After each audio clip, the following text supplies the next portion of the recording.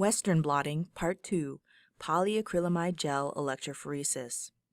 The goal of polyacrylamide gel electrophoresis, or PAGE, is to separate proteins within a protein lysate according to size, shape, and/or charge. To accomplish this, protein lysates are loaded onto a gel matrix. The matrix is made up of holes through which proteins can pass. The smaller the protein, the faster it will pass through the holes in the gel matrix. The bigger the protein, the longer it will take to go through the gel matrix. To form a gel matrix, a catalyst and polymerizing agent are added to a liquid solution containing two different acrylamide compounds, acrylamide and bisacrylamide. The catalyst and polymerizing agent accelerate the formation of long, single-chain polymers of acrylamide in the solution. Gel formation requires the presence of bisacrylamide, which cross-links two polyacrylamide molecules together, forming a microscopic matrix or mesh through which proteins can pass.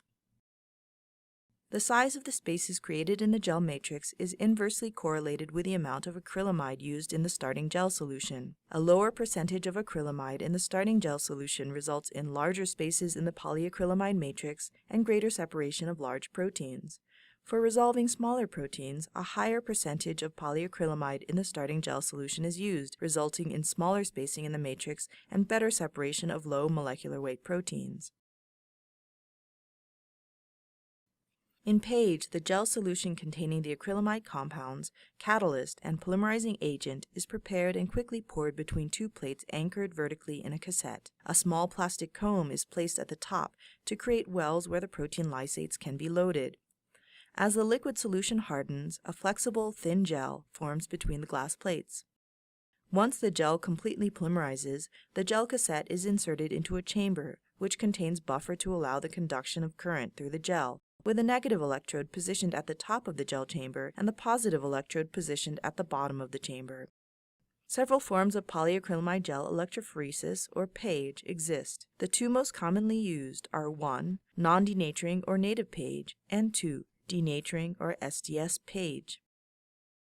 In non-denaturing or native PAGE, proteins retain their native folded state and separate in the gel matrix according to their native net charge, mass, and shape. A protein's overall electric charge is determined by the charge of its individual amino acids and the charge of any additional chemical modification. The more negatively charged the protein is, the faster the protein will migrate through the gel matrix towards the positive electrode. Since proteins retain their native folded state when running a native PAGE, their mass as well as their shape will also impact their migration through the gel matrix. Small, compact proteins will migrate faster through the gel matrix, while large or elongated proteins will migrate more slowly. Therefore, native PAGE can be used to assess the addition of a charged chemical modification, the binding of additional molecules or proteins, and a protein's quaternary structure.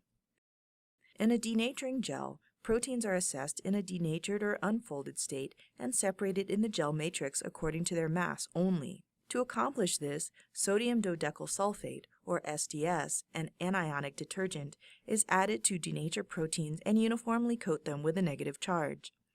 This means that proteins with similar mass but different shapes migrate at similar rates in an SDS PAGE. By the same token, proteins with similar mass but different overall charges also migrate through the gel matrix at comparable rates. This property of SDS PAGE makes it particularly suitable for assessing changes that affect the mass of a protein, such as covalent modifications or changes in protein expression.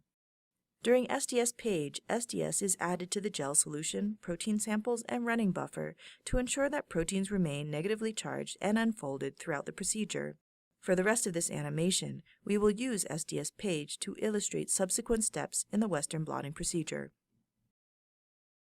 Before running a polyacrylamide gel, researchers need a way to easily load the protein samples into the wells, which are immersed in running buffer, and monitor the proteins as they migrate through the gel since proteins are mostly colorless. To do this, a dye solution called sample buffer is added to the protein lysates. Sample buffer contains an additive such as glycerol, which makes the sample buffer denser than the surrounding running buffer, causing the samples to sink to the bottom of the wells rather than mixing with the surrounding buffer. Sample buffer also contains a negatively charged dye, typically bromophenol blue, used to monitor the progress of electrophoresis. Tracking or loading dyes, as they are often referred to, have low molecular weights and migrate ahead of most proteins within the protein sample. Once the protein lysate and sample buffer mixture are ready, the protein samples are heated in sample buffer for a short time to facilitate protein unfolding for SDS page. In addition, sample buffer contains beta-mercaptoethanol and DTT to disrupt disulfide bonds, further assisting in protein unfolding by disrupting quaternary structure. To assess the molecular weight of a protein after gel electrophoresis, a sample, called a protein ladder, containing several pre-stained proteins of known size is loaded and run along with the experimental samples. The use of protein ladders with pre-stained proteins increases visibility and facilitates monitoring of protein migration through the gel. After loading the protein lysates and ladder, the gel is run by connecting the chamber to a power supply. Once protein samples have been run and separated through gel electrophoresis, the gel may be stained to visualize the separated proteins directly or processed further for Western blotting.